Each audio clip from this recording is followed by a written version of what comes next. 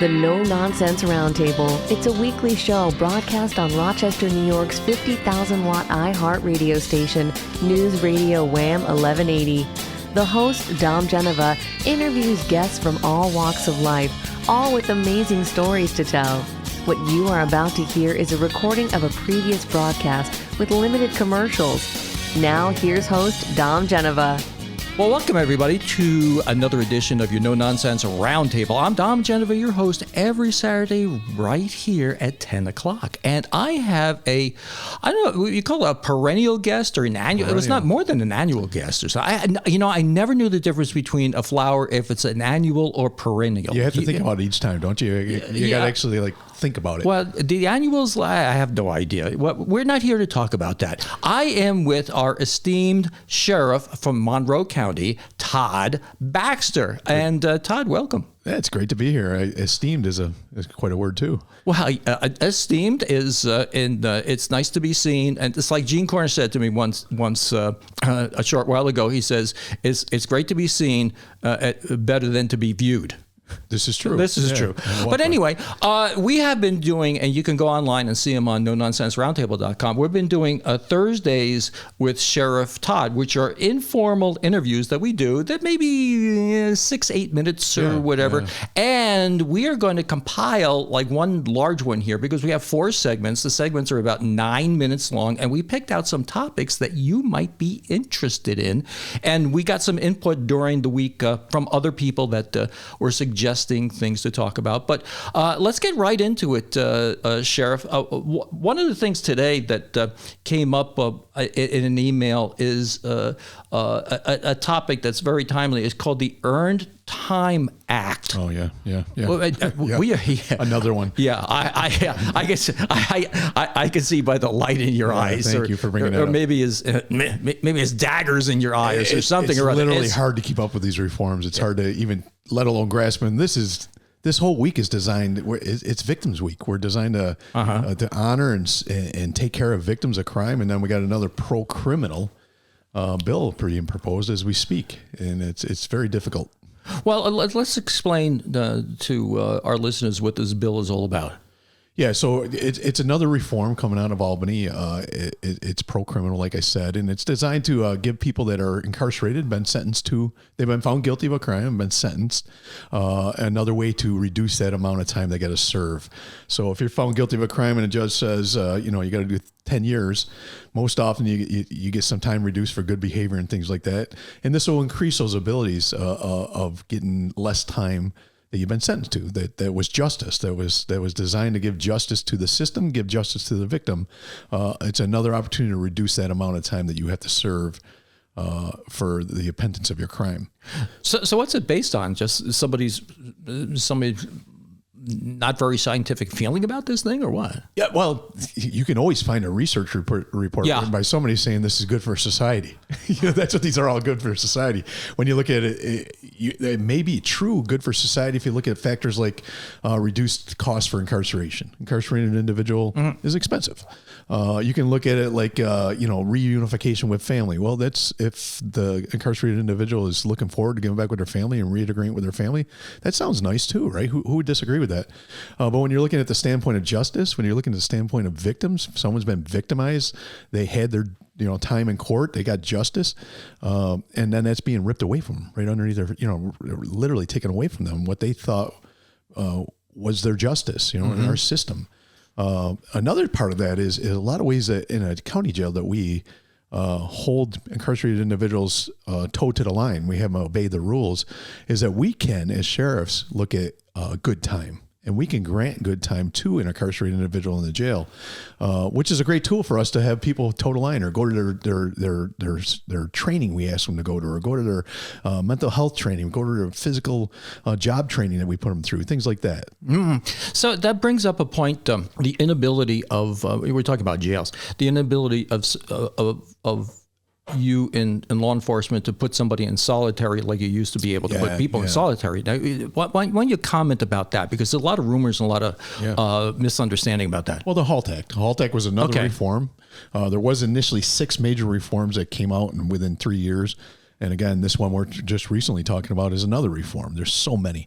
But the HALT Act is basically bail reform. Most people can at least visualize what bail reform does to someone that's on the outside of the walls. Well, inside the walls, one of the things that you could do to someone that doesn't obey by the rules or attacks a deputy or keeps on sucker punching another gang member, an opposite gang in there, is you can put them in solitary, what people think is solitary confinement, this dungeon. But what you do is actually just isolate them. Isolate them from the rest of the people so they can't attack them.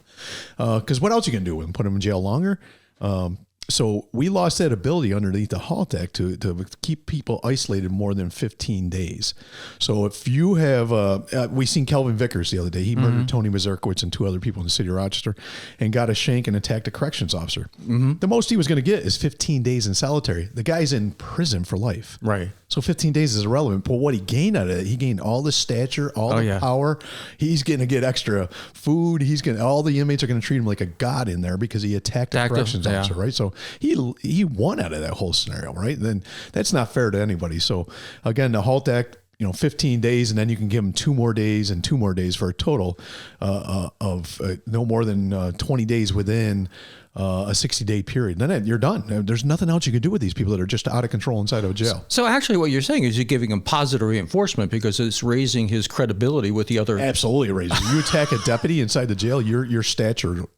There's a power struggle struggling inside a jail or correctional facility all the time. There's always this power dynamic. And power could be you bring contraband in. That's why people are loading their bodies up before they come to jail with contraband, literally loading the inside of their bodies up with balloons, because it's power inside a jail. It's power inside a prison. Same thing here. If you're the man on the block that just tried to kill a corrections officer, you're the man. And people don't understand that power structure now when we're making these laws, that you're ripping that ability away. And they make the law because they think we're putting people in a dungeon. We're hiding them. They'll turn off the lights and they're there for 2 years. Yeah. That's not a county jail. It's not the way it's done.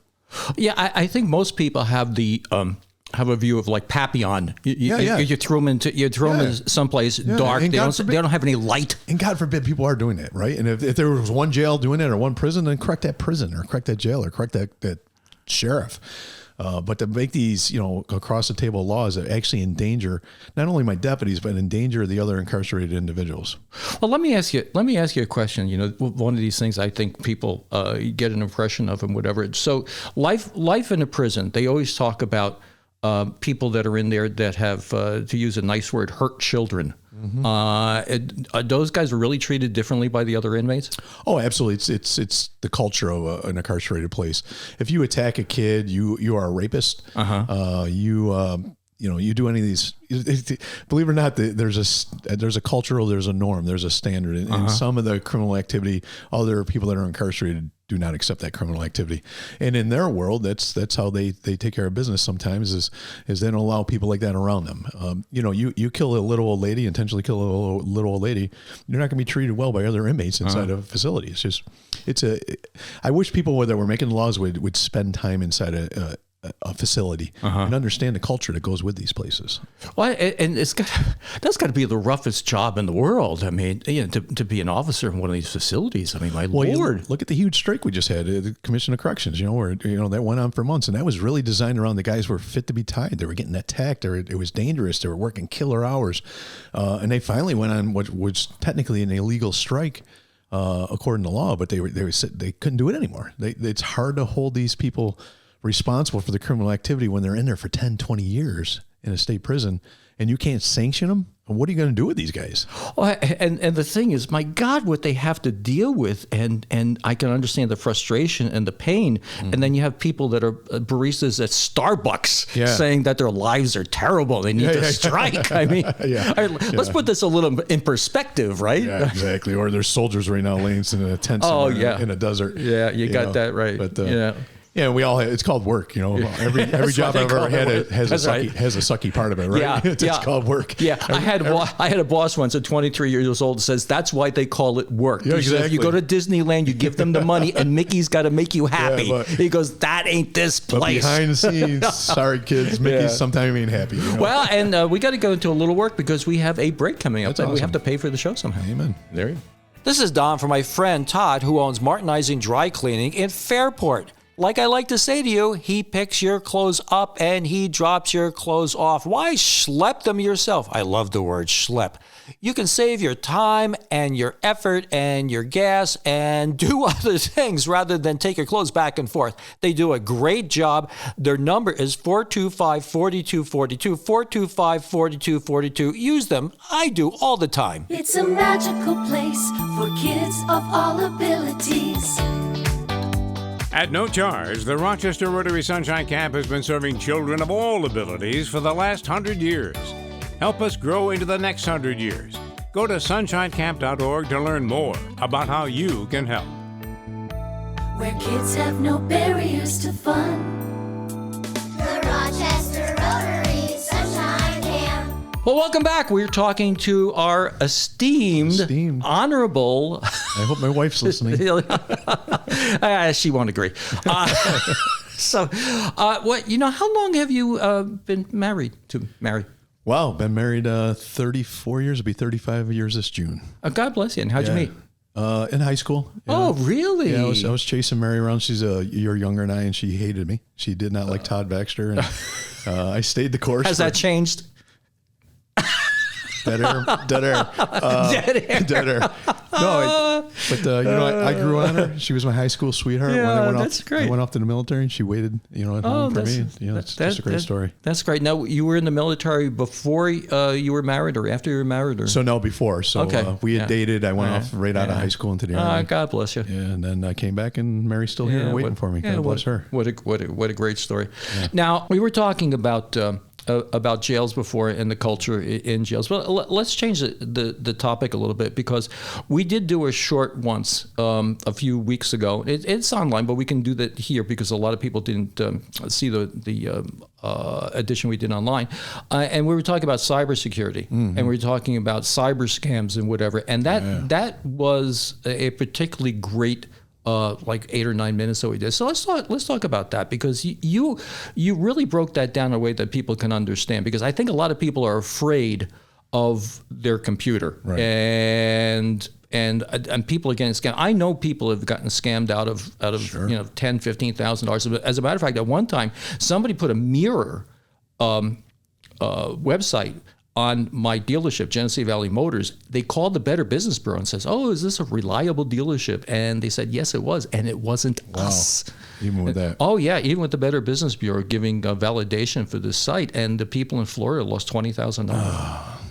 Yeah, and the picture. There was a picture of me and a picture of my these guys are sales good. manager and service manager and whatever. So, yeah, why don't you go through that again? Well, they're very talented, and they're always doing it. It's like a 24/7 probe. It's like a virus trying to get into your computer. Same thing with scammers. They're constantly 24/7 thinking of new ways to do this and to find you vulnerable. We just had one since the last time you and I talked. We had one over $100,000.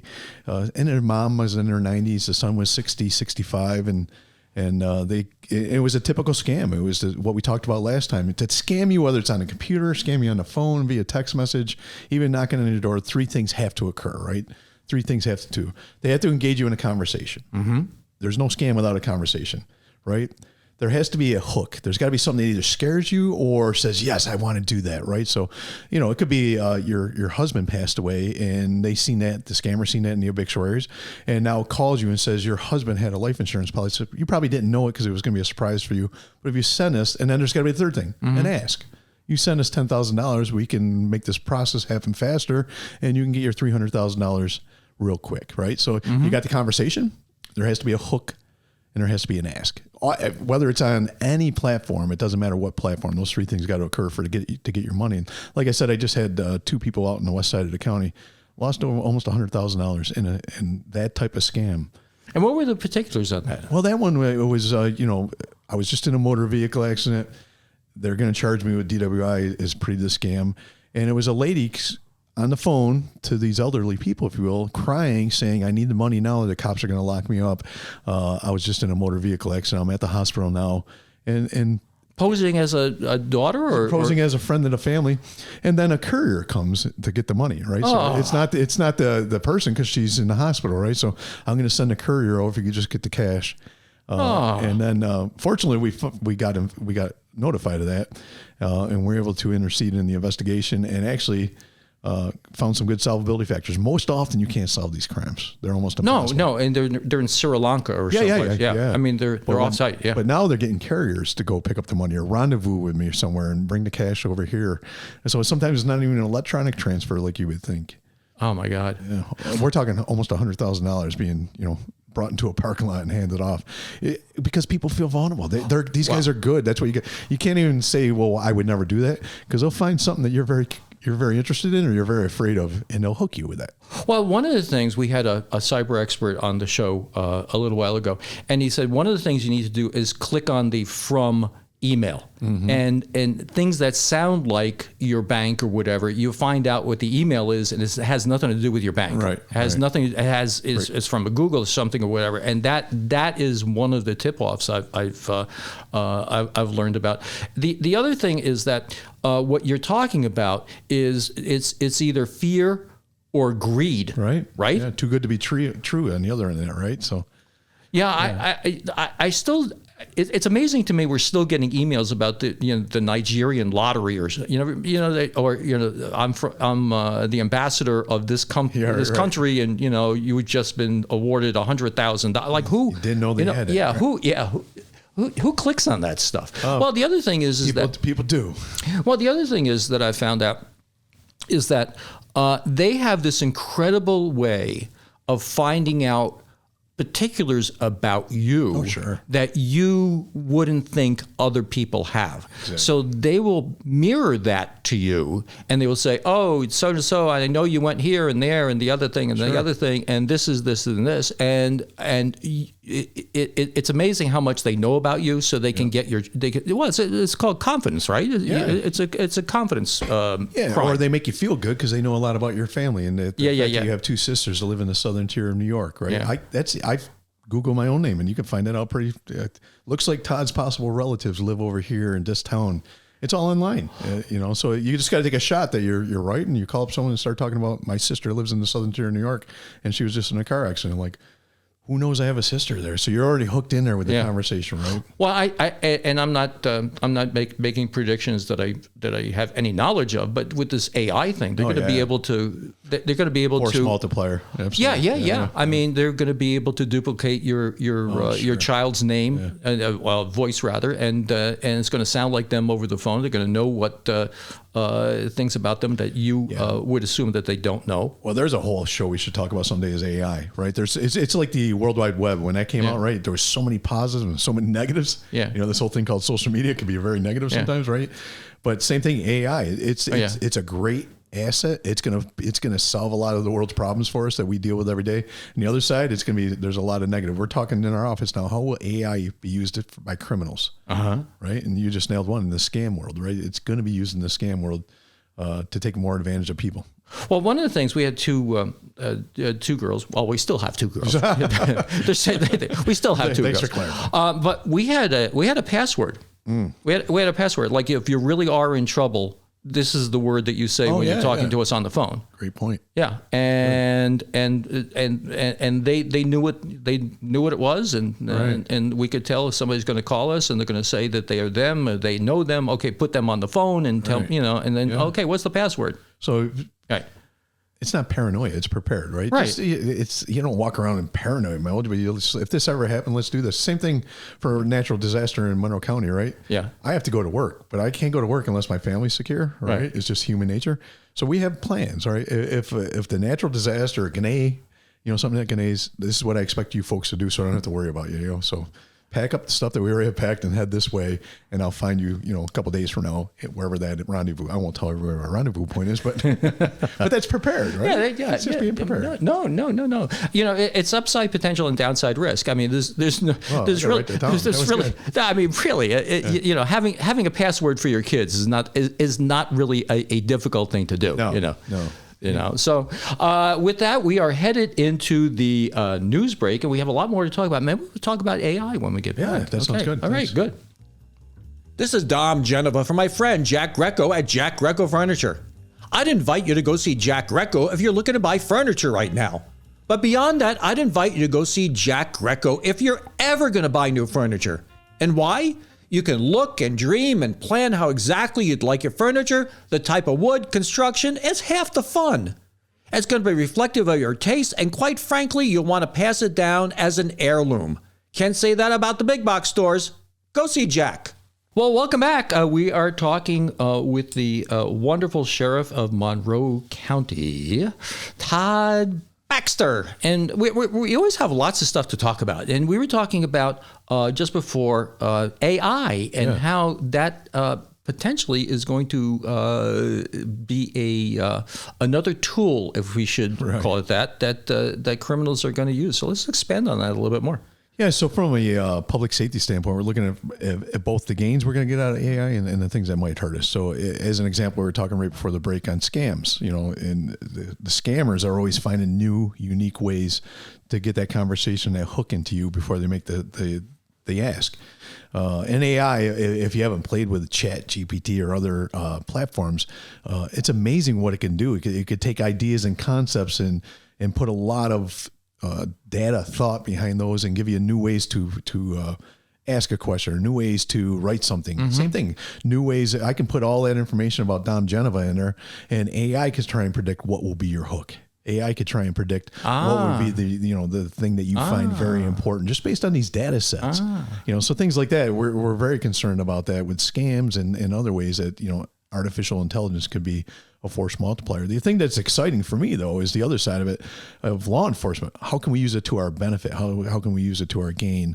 One example we're working on right now is a thing called first draft. So police officers wearing a body-worn camera, and I come to your house because your bike was stolen out of your garage, right? And that's probably a 20-minute interview. I write a few things in my notebook, and I go back and I try and write a crime report based on our conversation, 20-minute conversation. I'm going to miss a few details, right? There's going to be a few things that I forgot. There's going to be a few things that I misinterpreted.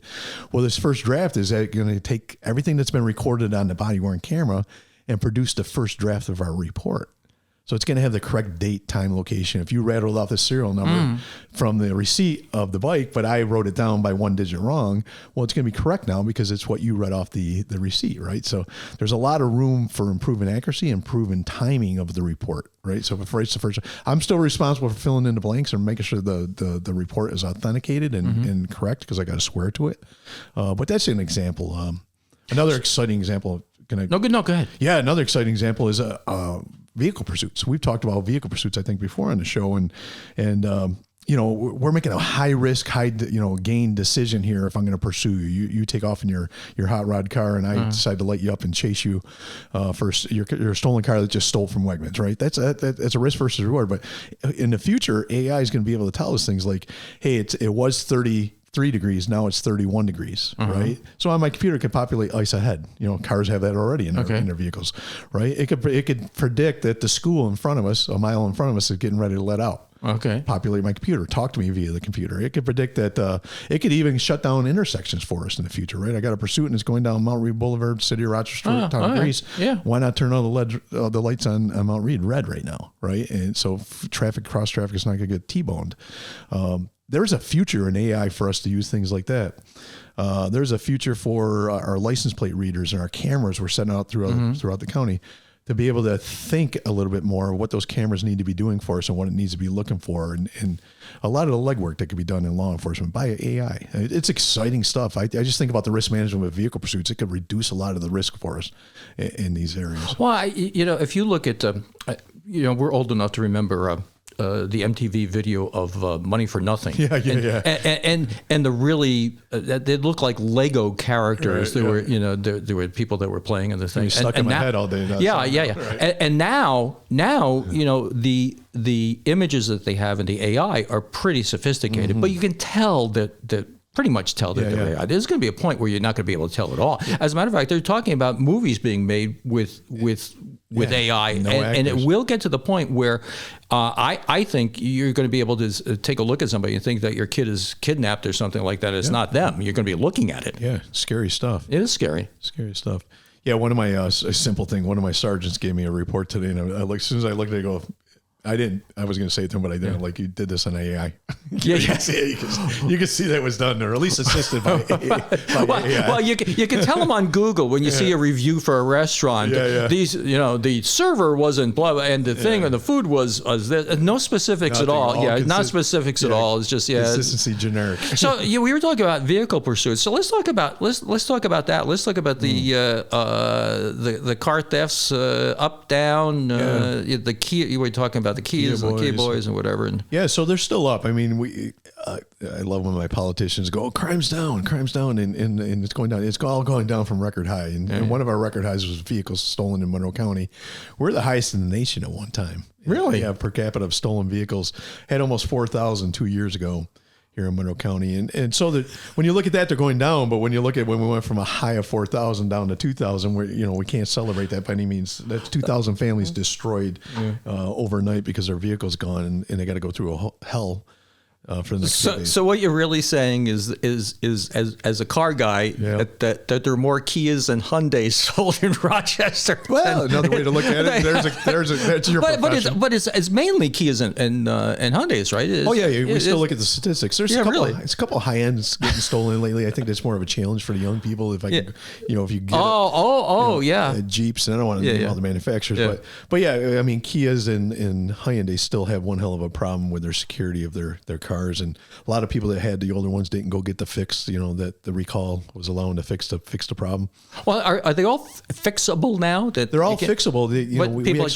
We brought Kia. We brought Kia into Rochester. I mean, we set up drive-through facilities. Like, come get your car fixed over here and fix this glitch. And a lot of people didn't show up. We handed out the tools to secure I don't know if I can say on the clubs and things like that to secure your steering wheel, and we handed all those out. Those went like wildfire. But when we brought Kia in town to fix the glitch, the electronic glitch, not many people went through the drive-through facility to get that fixed. When I was in high school, it's going to sound really strange. There was a kid in my class who had a key to my car. I don't know how he did it, but he had a key to my car, right? And it's like, wow, what am I going to do with this? So I took a chain. I wrapped it around the brake pedal, and I wrapped it around the steering wheel, and then put a lock on it, and there you go. I mean, for like $3.50, you got a car. Well, they could drive it fast into a wall, maybe, but they're not going to be able to break it or turn it, it costs nothing to do that. Right. Well, what about these things where they're going about just breaking windows? I mean, that's kind of new. Well, that's tomfoolery. That's kids. They might rummage through the cars real quick to try and get the. Why don't you go find Tom? Yeah. Okay. Okay. That's all I got. You got sounds on this thing? I'm such an idiot. Yeah. Go ahead. Well, people think I'm nuts when I say that. We created a culture of lawlessness. Like all these reforms we were talking about earlier, when you talk about bail reform, you talk about legislation that legalized marijuana. And again, I'm not here to argue on that. It's just you never opened up a store for 3 years after you legalized it. The discovery reform that even the governor's holding back the budget right now to try and fix discovery reform because it's that bad that she's holding up the budget to try and get the legislator to come with her and fill in some gaps. I mean, we created a culture of lawlessness. We told people don't worry about it. Your criminality is not going to have any immediate consequences. And we told young kids that don't think 2 days in the future, let alone, consequences, that, when I catch you, there's going to be no timeout like you and I had. There's going to be we'll get to you in a couple of weeks, kid. Just try not to do it again. Yeah. I don't know about you, but when I was a teenage boy, I didn't think that far in the future. Well, and that's, that's the thing. We have the pendulum swung too far the other way. I mean, I understand. I understand that somebody who gets arrested for marijuana sales and whatever shouldn't be put in jail without bail and not be able to get out of jail. Basically, being punished for something that's really not all that important. And they can't afford the bail. I got that, but it's gone too far the other way. Oh, absolutely, and that's what I'm pleading with. We're working with some folks right now. Actually, I got a big meeting tomorrow on this.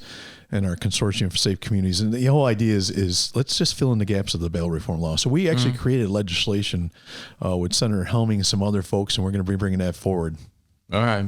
Well, we are heading into another break, and you'll be hearing from us, after the break. After the break. This is Dom for my friend John Myers and his new company, Life Interviews. I'm going to ask you to go look at the website he has, Life Interviews. There's no T in it, Interviews, where you'll see a fantastic presentation on what they do. And what they do is create a video legacy for you to pass down to future generations. More than just getting your DNA, you can pass down your story. Go see, you'll be amazed. It's a great idea, but do me a favor. Wait to the end of the No Nonsense Roundtable. Well, welcome back. We are having a great informal conversation, I would say, with Sheriff Todd Baxter. And we're going over some things that are, kind of timely here. I mean, one of the things that has come up lately is this thing with ICE and what the local police can do, what they can't do, how this all just melds together or doesn't meld together. Why don't you give me your read on all this? Yeah, first of all, it's a very emotional subject, right? And it's a very contentious subject. It became political, if you will. And we in local law enforcement, in particular the sheriff's office, we try and be the calm in the storm, right? We try not to do this ebb and flow with politics out of Washington. We are trying to do immigration the same way we did during the first Trump administration, during the Biden administration, during the second Trump administration.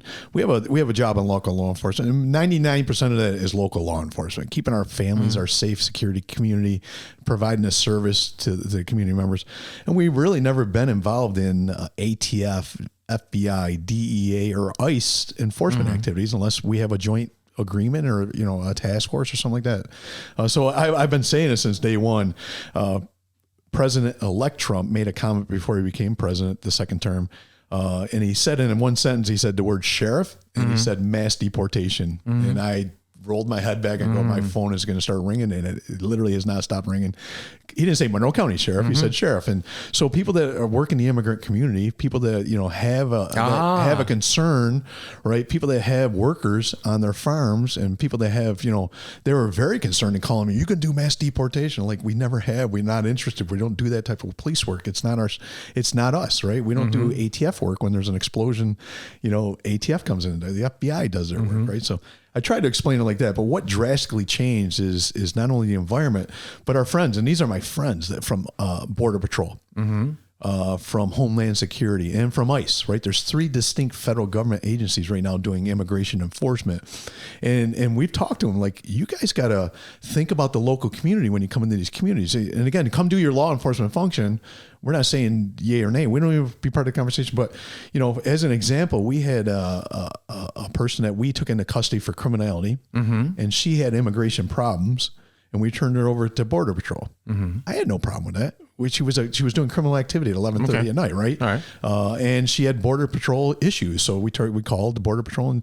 But my fact was, she just literally disappeared off the face of the earth after that. Okay. Last person to see her is a Monroe County Sheriff's deputy. She literally disappeared.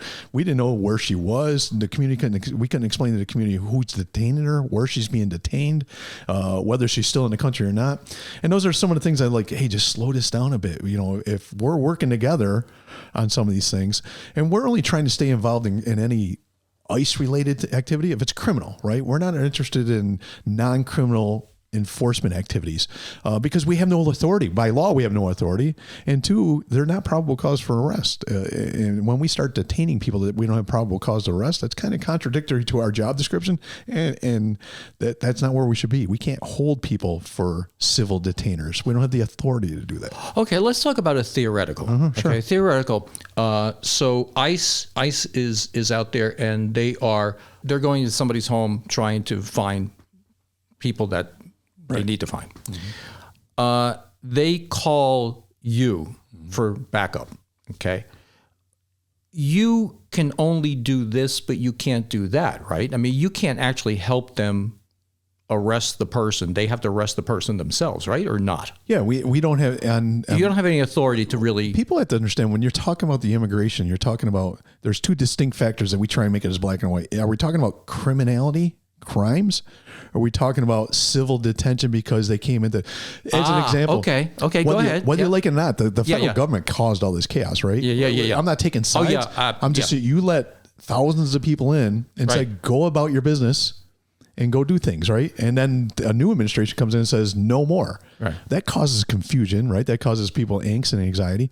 And all of a sudden you're sucking local law enforcement into this confusion that you created. Like, why don't you fix your own problem when it comes to this confusion and just have one consistent, and because it becomes political, right? And we get sucked into it. So as an example, it's about as if there's criminality. So if someone is involved in crime and we're investigating a crime, we're going to use all tools that we have at our means to keep our community safe, right? But if they're involved in, say they're incarcerated in our jail and we find out they have a civil detainer from a officer, a law enforcement officer from the federal government, it's not a warrant signed by a judge. It's not probable cause and arrest. It's a civil. The word's very important, detainer. So we can call and say, hey, just so you know, John's getting ready to get out of jail and he's got your civil detainer. We can't, by law, hold him a second longer, right? In our jail to hold, because it's only a civil detainer. So if we keep him an extra hour in the jail and he ends up dying or getting shanked or falls down a set of stairs in the jail, it's like you coming into jail, but we don't have charges. We don't have probable cause against you. We don't do that, right? So now if we call and say, hey, this guy has an arrest warrant from you guys signed by a magistrate, by a judge, and he's in our jail, we can hold him then because we have a signed warrant by a judge. So it's very convoluted. People want to make it black and white and clean and take one side of the argument or the other, and it's never that clean. And then throw the chaos the federal government put into the scenario. Okay, so what's the difference between a sanctuary city and how a sanctuary city handles these things and a non-sanctuary city handles these things? Yeah, I'm still trying to figure out what the hell a sanctuary city is. I don't get it. I think you have... when you make statements like that, first of all, what's that mean into the law, right? So are you telling law enforcement not to do their job when they could based upon probable cause and based upon a warrant for an arrest signed by a magistrate? And now you're telling a law enforcement officer to ignore that? Man, if we do that with that law, what's the next law we're going to do it with, right? That causes confusion in the system. Cops should not be used as political tools in these arguments, right? So if we have probable cause for an arrest based on criminality, a law enforcement officer should be able to do a law enforcement function. That's part of our job description. And now if it's civil, whole different world, and a lot of this is civil, and that's where people got to understand the difference, but they can't because they're not engaged in the conversation like we are.